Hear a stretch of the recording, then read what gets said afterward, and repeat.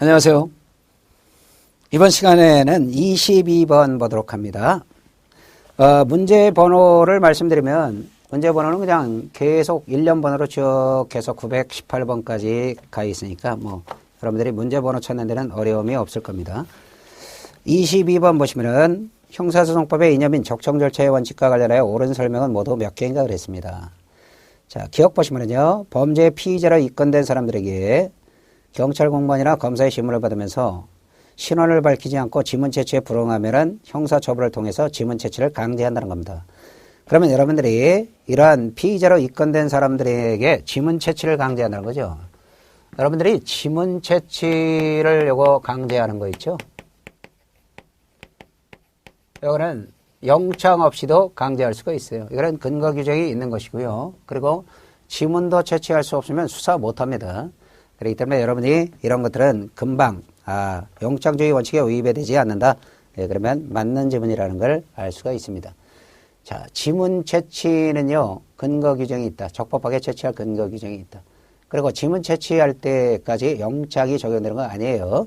그렇기 때문에 만약에 지문 채취에 불응하는 경우는 형사처벌을 받습니다. 그래서 형사처벌을 통해서 만약에 처벌을 안 받으려고 하면 어떻게 해야 돼요? 지문 채취에 응할 수밖에 없어요. 이런 이 피의자로 입건된 사람들, 이런 사람들은 응할 수밖에 없어요. 그러면 이때까지 영장을 주의가 적용되느냐? 그건 아니에요. 그러면 왜 그러냐면요. 이유가 있어요. 여러분들이 지문 채취에서 여기 지문 채취는 이 상대방의 지문 채취를 당하는 사람이죠. 자발적 협조가 필수적입니다. 상대방의 자발적 협조, 자발적으로 협조해야 되는 게 필수적이기 때문에 그렇다는 거죠. 따라서 이런 때까지 영장주의가 적용되지 않는다는 겁니다. 그래서 지문 채취를 강제하고 만약에 응하지 않죠? 지가 형사처벌 안 받으려고 그러면 반드시 응해야 됩니다. 그렇죠? 응하지 않으면 형사처벌 받으니까 형사처벌을 통해서 지문 채취를 강제한다는 거예요. 그런데 이럴 때 영장을 들이밀 필요는 없다는 거죠. 이런 상대방이 자발적으로 어때요? 자발적으로 자기가 찍는 걸 얘기합니다. 그런데 수사기관이 얘가 안 찍으려고 그러니까 강제적으로 손목을 끌어잡고 찍는다 그러면 어떻게 돼요? 그때는 강제 처분이에요. 그걸 얘기하는 거 아닙니다. 자기가 직접 자기가 자발적으로 찍는 때, 이런 때까지 영장주의가 적용되는 건 아니다. 따라서 영장 없이 지문 채취를 했다. 그래도 이거는 영장주의에 반하지 않습니다. 니은 보도록 하죠. 자, 음주운전과 관련한 도로교통법 위반죄 범죄 수사를 위하여 미성년자인 피의자의 혈액 채취가 필요하다. 그러면 법정 대리는 피의자의 의사, 능력, 유무와 관계없이 미성년자인 피의자를 대리하여 체혈에 관해서 동의할 수가 있다. 그러면 틀리는 거예요. 여러분들이 여기 미성년자입니다. 미성년자인 피의자예요. 혈액 채취가 필요합니다. 미성년자인 피의자에게. 그럴 때 우리 형사소송법상 이 미성년자가 의사무능력자이건 아니건 따질 거 없어요. 의사무능력자, 정신능력이 있건 없건 미성년자의 부모가 대신해서 법정 대리인인 미성년자의 부모가 대신해서 있죠. 혈액 채취에 동의해 줄 수는 없어요. 반드시 미성년자인 피의자가 동의해야 혈액 채취를 할 수 있다는 겁니다. 이 미성년자가 의사 능력자이건 무능력자이건 따지지 않는다는 거예요. 그렇기 때문에 이 의사 능력 유무와 관계없이 미성년자인 피의자를 대리해서 법정 대리인이 체혈하는데 혈액을 채취하는데 동의할 수 있다 그러면 틀리는 거예요, 여러분. 이렇게 나와도 틀리는 거예요. 지문을 이렇게 냅니다. 의사 능력자인 미성년자인 피의자에게 혈액 채취할 때는 피의자의 동의를 받아야 하지만 의사 무능력자인 피의자의 혈액 채취에 대해서는 법정 대리인이 동의할 수 있다? 이것도 틀리는 거예요. 그러면 이 해설해 보시면요. 2014년도 하반기에 나온 아주 최신 판례입니다. 그러니까 최신 판례의 기준이 바로 나온 판례를 최신 판례 이렇게 얘기할 수도 있지만요. 적어도 한 2년 정도 전에 나왔다 그러면 그런 최신 판례예요. 그렇기 때문에 여러분들이 이거는 잘 정리해 두시기 바랍니다. 다음 디귿 보세요. 압수수색 영장은 처분을 받는 자에게 반드시 제시해야 한다고 규정하고 있으나 이런 영장 제시가 현실적으로 가능한 상황을 전제로 한 규정으로 보아야 한다는 겁니다. 그러면 압수수색 영장에 대해서는요. 뒤에 압수수색 파트에서 나오는데요. 압수수색 영장에 대해서는 긴급집행이 안 돼요. 여기서 긴급집행이라는 말은요. 영장 제시 없이 소지 없이 이런 얘기예요. 영장을 소지하지 않은 채 영장 제시도 하지 않고 집행하는 걸 이걸 갖다 우리는 긴급집행이라고 합니다. 이런 긴급집행은 절대로 안 된다는 거예요. 압수수색 영장의 집행에서는 절대로 이런 형태의 긴급집행은 안 돼요.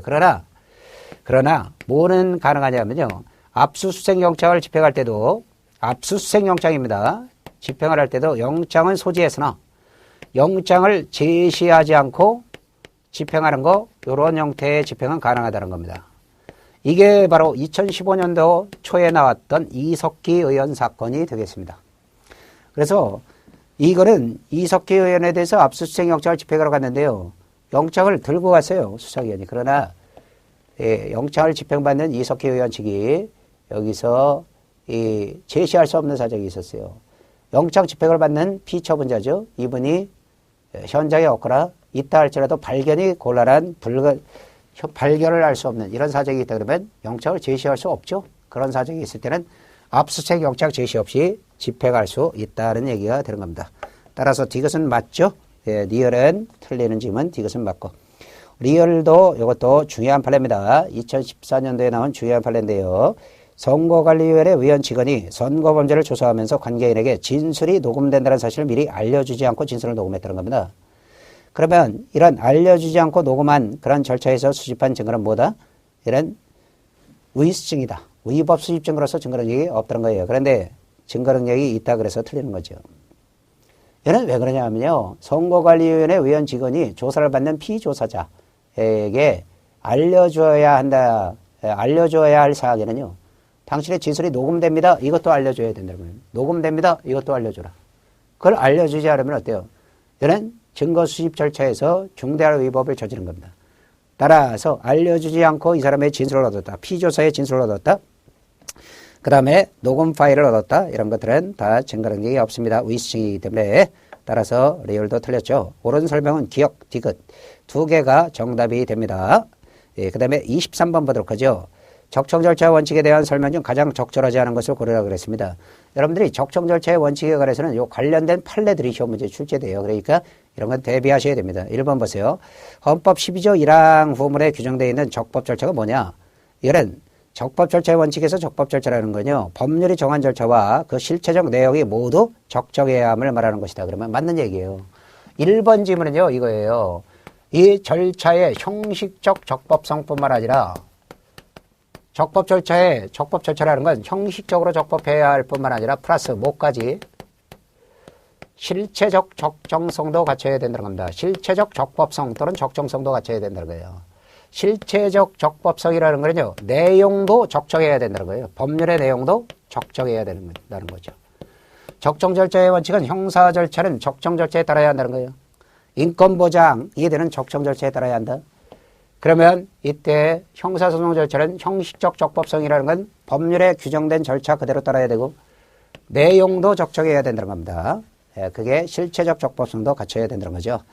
그래서 1번은 맞고요. 2번 보세요. 이 과거 경범죄처벌법 조항의 지문 채취였죠. 이걸 응하도록 하고 응하지 않으면 형사처벌을 한다. 적법 절차에 위배되지 않는다. 뭐하고 똑같아요? 22번의 기억 지문하고 똑같은 거예요. 그래서 이것도 맞습니다. 3번 보세요. 헌법과 형사법이 정한 절차에 따르지 않고 수집한 증거는 물론 이를 기초로 획득한 2차적 증거도 역시 유죄 인정의 증거로 삼을 수 없다. 그러면 맞는 지문이에요. 왜 그럴까요? 헌법과 형사소송법이 정한 절차에 따르지 않고 수집한 증거가 바로 의수증입니다. 의수증. 그러면 이러한 의수증을 기초로 해서 얻은 2차 증거죠. 2차 증거를 우리는 뭐라 그래요? 파생 증거라고도 하는 거예요. 그러면 1차 증거를 위법하게 얻은 증거다. 이걸 기초로 해서 2차 증거를 얻었다. 그러면 1차 증거가 의수증이면 2차 증거도 뭐라 그래요? 원칙적으로 의수증입니다. 그러면 지문에 여러분 원칙적으로라는 말이 있어요? 없어요? 없어요. 그래도 여러분이 딱 원칙적으로라는 말이 없어도 증거 능력이 없다. 유죄 인정의 증거로 삼을 수 없다. 그러면 의수증이라는 얘기예요. 이것도 원칙적으로 의수증이다 하는 표현을 이렇게 썼다는 걸 간파하셔야 됩니다. 그러면 이렇게 나오면 틀리는 거예요. 이 의수증은 물론 1차 증거가 의수증인데 1차 증거를 기초로 획득한 2차 증거도 언제나 증거 능력이 없다 그러면 틀리는 거예요. 그때는 예외적으로는 어떻게 돼요? 2차 증거도 예외적으로는 2차 증거가 원칙적으로는 위증이지만 예외적으로는 어떻게 돼요? 적법한 증거로 쓸 수 있어요. 예외적으로는 적법한 증거가 됩니다. 그러면 이게 뒤에 증거법칙에서 나오는 1차 증거가 위증이면 2차 증거도 원칙적으로 위증이라는 게 뭐야? 독수의 과실이론의 원칙이론이죠. 그런데 1차 증거가 위증이라 할지라도 2차 증거 예외적으로는 적법한 증거다. 이게 독수의 과실이론의 뭐예요? 제한이론입니다. 예외이론이라고도 해요. 그러면 1차 증거가 위증이랄지라도 2차 증거는 예외적으로는 적법한 증거가 될 수 있다 하는 건데 지문에 2차 증거는 언제나 위증이다 그러면 틀리죠. 예외를 고려하라는 거예요. 그럴 때는 언제나 위증이다 그러면 틀리는 거죠. 그러나 그냥 언제라는 말이 없이 원칙적으로 유죄 인정의 증거로 여기는 원칙적으로라는 말을 써줬네요. 근데 안 써줘도 마찬가지예요. 안 써줘도 유죄 인정의 증거로 삼을 수 없다 그러면 당연히 원칙 지문입니다. 따라서 이거는 독수의 과실이론을 얘기하는 거고 맞는 지문이 돼요. 자동적으로 4번 지문이 정답입니다. 경찰관에게 등을 보인 채 사기를 속옷과 함께 겨누어가기까지 올리고 여러분 이거 한번 상상을 하면서 보세요. 경찰관에게 등을 보였어요. 예, 그리고 상의를 속옷과 함께 겨누어가기까지 올리고 예, 겨드랑이 옆까지 올렸죠. 하의를 속옷과 함께 무릎까지 내렸어요. 그러면 어떻게 되는 거예요? 거의 나체 상태에 가깝죠. 이런 상태에서 3회에 걸쳐 앉았다 일어서게 하는 방법으로 실시한 정밀 신체 수색은 어때요? 위법한 정밀 신체 수색이 되는 거예요. 이거는 과잉하다는 겁니다. 과잉. 그래서 신체 수색을 할 때 있죠. 이런 비례 원칙을 지키지 않았다는 거예요. 자, 압수수색을 할 때는 어때요? 과잉한 압수수색은 안 되죠. 과잉한 거는 비례 원칙에 반한 겁니다. 그렇기 때문에 이런 것들은 과잉하다. 과잉한 신체 수색은 위법하다. 그래서 위헌이다 하는 얘기가 되는 거예요. 왜 그럴까요? 한마디로 얘기하면 이거는 조사받는 사람이 많이 쪽팔린다는 거죠. 인격권을 침해하는 겁니다. 인간의 조롱과 가치를 침해하게 되는 거예요. 그렇기 때문에 또한 신체의 자유도 침해하죠. 따라서 이거는 위헌이다 하는 거죠. 그런데 이거는 적법하다 그랬기 때문에 틀린 지문이 되는 겁니다. 그래서 4번이 정답이죠. 신속간접불행 원칙이 나오는데요. 신속간접불행 원칙 솔직히 이렇게 중요한 내용이 아닙니다. 그러면 이것도 이 관련된 요 판례 정도만 대비하시면 되는데요. 27페이지 보세요. 형사소송법의 이념에 관한 헌재 결정의 입장이 아닌 것은 그랬습니다. 여러분들이 27번 문제에서 형소법의 이념이라고 그랬어요. 세 가지 이념입니다. 실체진실주의, 적정절차의 원칙, 신속간접불행 원칙을 말하는 거죠. 자, 이런 것들 세 가지를 다 내게 수 있는 거예요. 다 낼 수 있는 거죠. 이 문제로. 1번 보세요. 신속간접불행을 받을 권리는 주로 피고인의 이익을 보호하기 위해서 인정된 기본권이지만 동시에 실체적 진실 발견, 소송 경제 같은 공공의 이익에도 근거가 있기 때문에 이중적 성격을 갖고 있다 하는 거 헌재 판례입니다. 신속간접불행을 받을 권리는요. 주로 피고인의 이익을 보호해요. 주로 뭘 보호하는 거예요? 사익을 보호합니다. 개인의 이익을 보호한다는 겁니다. 피고인의 이익을 보호하니까. 그러나 부수적으로는 뭐도 보호합니까? 공익도 보호합니다. 여기서 공익이라는 얘기는 실체 진실 발견이나 소송 경제 이런 걸 말하는 거죠. 자, 신속간접불행 원칙은 이런 신속간접불행을 받을 권리는 재판이 빨리빨리 끝나야 피고인에게 이익이 됩니다. 그렇죠? 그런데 재판이 빨리빨리 끝나야 이 소송 경제를 이거를 부합할 수 있어요. 소송을 하는데 불필요한 노력을 들을 필요가 없는 거죠. 재판이 빨리 끝나야 되는 거죠. 지연되면 어때요? 소송이 지연되면 소송 경제에 바랍니다. 아무래도 소송에 비용이 많이 들고 노력이 많이 들게 되죠. 그리고 너무나 재판을 질질 끌면은요, 실체 진실 발견도 침해합니다. 왜 그럴까요? 재판이 끌면 끌수록요, 나중에 있죠, 증거가 없어집니다. 증거가 산일 없어지게 되는 거죠. 증인으로 나온 사람도 기억력이 감퇴될 수밖에 없어요. 그래서 실체 진실 발견에도 침해도 된다는 거죠. 그렇기 때문에 실체 진실 발견이나 소송 경제 같은 공익도 보호한다는 겁니다. 다음 2번 보세요. 형사법상 구속기간 제한 규정은 법원의 재판기간 내지는 심리기간 자체를 제한하려는 규정이라고 할 수 없다. 그러면 맞는 겁니다. 구속기간을 제한한다는 건요, 구속 상태에서 재판을 받는 기간을 제한하는 거예요. 그러면요, 재판기간 자체를 제한하는 건 아니죠. 만약에 법원의 구속기간 2개월 정했습니다. 피고인에 대한 구속기간 2개월 정했죠. 그런데 2개월 내에 재판이 다 끝나야 된다는 거 아니에요. 만약에 2개월 구속을 했다가 구속 상태에서 재판을 했는데 더 이상 구속을 할 수 없다 그러면 어때요? 풀어주고 재판을 하면 되는 거예요. 따라서 재판기간 내지는 심리기간 자체를 제한하는 게 아니다. 여러분이 여기서 심리기간 할 때 심리라는 말은요. 이거는 유무죄 실체 심리를 얘기하는 거예요. 유무죄의 실체 심리를 얘기한다. 그러면 유무죄 무죄를 따지는 그러한 기간이 구속기간 내에 다 끝나야 된다는 거예요? 아니란 말이죠. 구속기간 2개월을 정했다 그러면요. 구속기간이 만기가 됐다. 더 이상 연장을 할 수 없는 사정이 벌어졌다 그러면 이때는 풀어주면 돼요. 석방하고 재판하면 되는 거죠. 따라서 재판기간을 그때 구속기간 내에 끝내라. 재판을. 심리를 끝내라. 이런 기간은 아니라는 거죠. 따라서 2번도 맞습니다. 4번 보세요. 경찰청장이 주민등록 발급 신청서에 날인되어 있는 지문정보를 보관전산하고 범죄 수사 목적에 이용한대요. 이런 무죄 추정의 원칙 등의 영장주의에 반하지 않습니다. 지문정보를 보관전산해서 수사에 쓸 수 있도록 하는 것. 이거는요. 만약에 지문을 쓸 수 없도록 하면 아까 말씀드렸듯이 수사 못합니다. 그렇기 때문에 이런 거는 근거 규정을 두고서 이렇게 할 수 있도록 하는 거죠. 따라서 이럴 때까지 영장을 받아서 해야 되는 거 아닙니다. 그렇기 때문에 영장주의에 위배되지 않아요. 결과적으로 합헌이다는 얘기죠. 그러면 다 맞네요. 3번이 정답이죠. 3번은 기피에서 나오는데 기피 신청이 소송 지연의 목적이 명백한 경우에 신청을 받은 법원 또는 법관이 기각할 수 있도록 규정했단 말이에요. 그러면 이 규정, 형사소송법 20조 1항 이 규정이 바로 뭐냐? 간이 기각 결정할 수 있도록 한 겁니다. 기피 신청에 대해서 간이 기각 결정을 할 수 있도록 한 거예요. 여기서 간이 기각의 간이라는 말은 심리 없이 기피 신청을 안 받아주는 거예요. 기각하는 겁니다. 그러면 소송 지연의 목적이 명백한 기피 신청에 대해서까지 일일이 심리를 하고 나서 그러고 나서 기각 결정, 인용 결정 중에 하나를 해줘야 된다면 불필요한 절차를 진행하는 겁니다. 그렇기 때문에 신속한 재판의 원칙상 이때는 간이 기각 결정할 수 있도록 하는 거죠. 따라서 이런 건 신속 공정한 재판을 받을 권리를 침해한다고 볼 수가 없어요. 네, 그렇기 때문에 침해한다 그래서 틀린 거죠. 3번이 정답입니다.